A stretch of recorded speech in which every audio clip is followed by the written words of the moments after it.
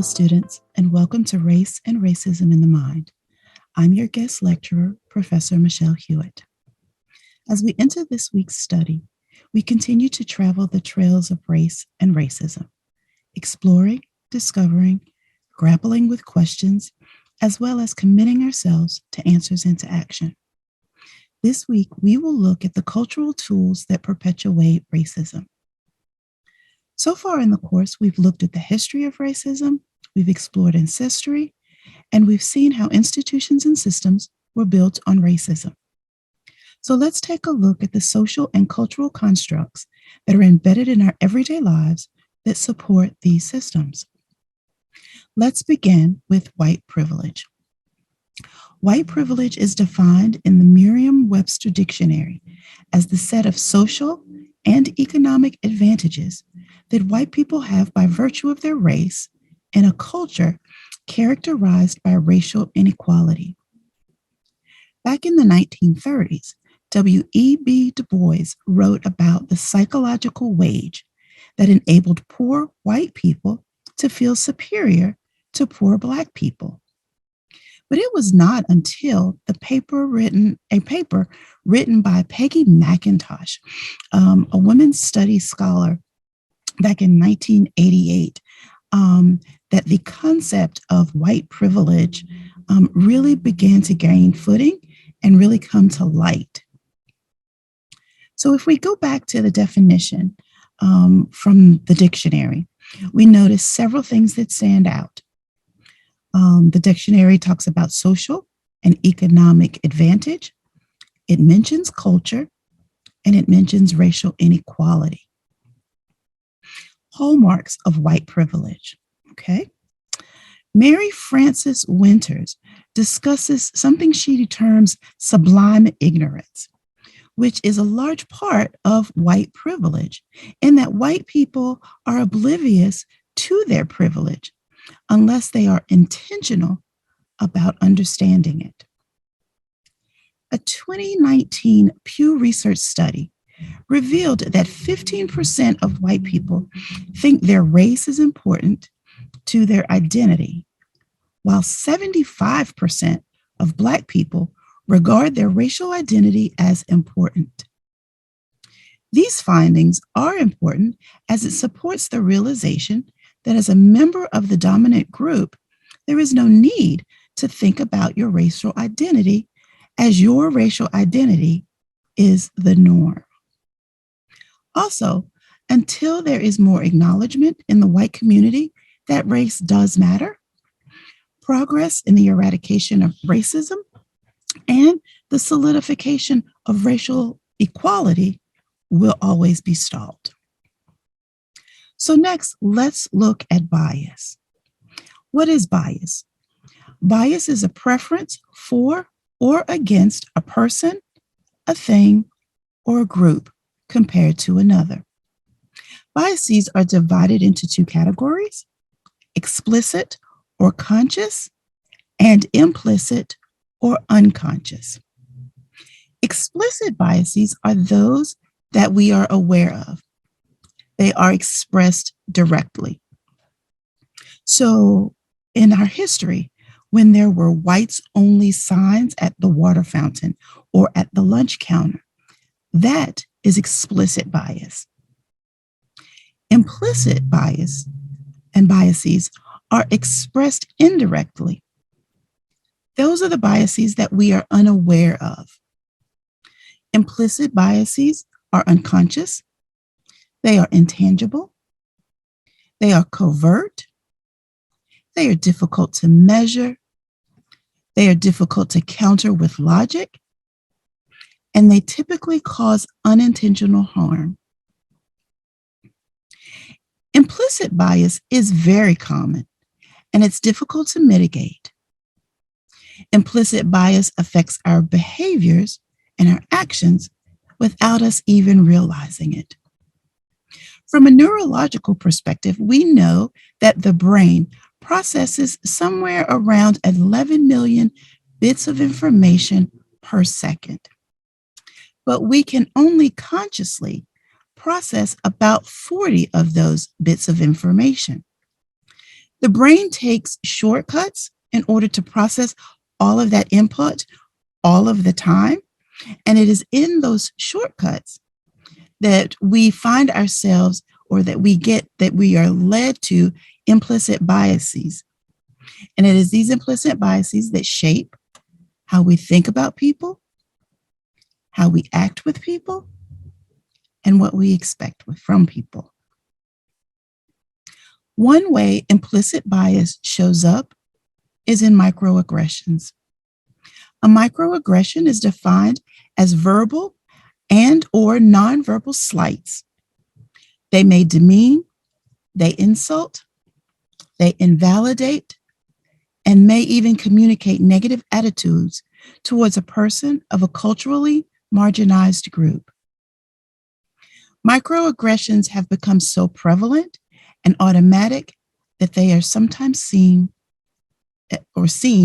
as normal. A few examples of verbal microaggressions experienced by Black people include, "Is that your real hair? You're so pretty for a Black girl. You are so lucky you don't have to tan. How did you get into," insert the name of any institution of higher learning, any Fortune 500 company, any company at all. "You must be really good at sports. Man, you speak so well," or "You're so articulate.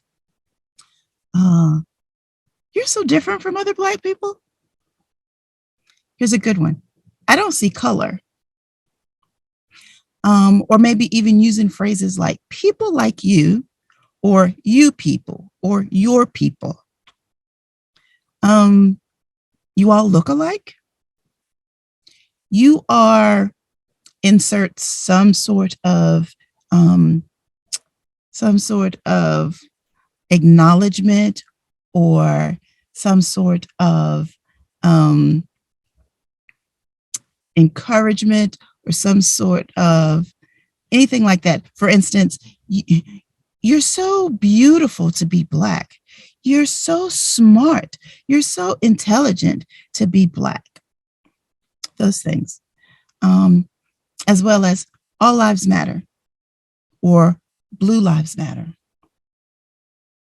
How many of these have you heard? How many of these have you said? Okay. Those are verbal microaggressions. How about some examples of environmental microaggressions? Because they exist as well. Recently, we've seen an increase of the removal of statues of only white people on university and college campuses. So the fact that there are only white people represented on those college campuses as statues, environmental microaggression. Here's another one, and it's not necessarily environmental, but more verbal. Mispronouncing a person's name after they've given you the correct pronunciation. Another version of that is shortening a person's name, or deciding to call them something else simply because you decide, or you deem their name too difficult. Okay? Let's pause for just a moment and view this video on microaggressions. We still don't think that microaggressions are a problem? Oh, you're so well spoken. Oh, just imagine, instead of being a stupid comment, a microaggression is a mosquito bite. Ugh, it's a compliment. Mosquito bites and their itch are one of nature's most annoying features. But if you're only bitten every once in a while... No, where are you really from?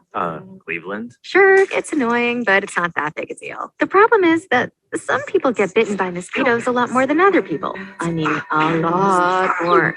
Whether it's on a date... Oh, your English is so good. Excuse me? Going grocery shopping. You know, everything happens for a reason. I'm just buying apples. Commuting to work. So when are you going to have a baby? Watching TV. We have to keep the Redskins name. It's part of our culture and history. Or just walking down the street with your partner. I couldn't even tell you were gay. Mosquitoes seem to pop up Do you everywhere. know John? Shopping is so bad. I love sheer too. And getting bit by mosquitoes every goddamn day, Can I touch your hair? multiple times a day, So pretty. Can Can I touch it, please? Can I please? is fucking annoying. And makes you want to go ballistic on those mosquitoes, which seems like a huge overreaction to people who only get bit every once in a while. It's just a mosquito bite. Who cares? Just another angry black woman. Of course, beyond just being annoying, some mosquitoes carry truly threatening diseases that can mess up your life for years. Astrophysics? Maybe you should try less challenging, Major. Ow, my dreams. And other mosquitoes carry strains that can even kill you. It looked like he was up to trouble, okay? I felt threatened. So next time you think someone's overreacting, just remember, some people experience mosquito bites all the time. You're all so exotic. Wow. And by mosquito bites, we mean microaggressions.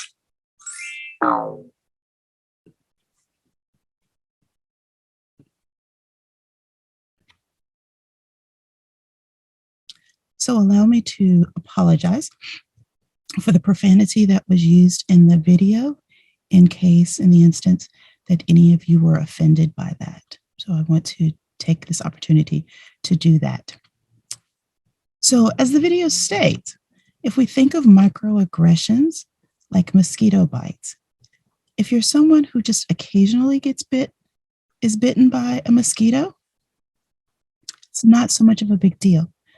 But if you are someone like myself who seemingly gets bit by mosquitoes all the time, literally, and then we translate that into microaggressions and being constantly in the midst of a barrage of microaggressions, it no longer just becomes annoying.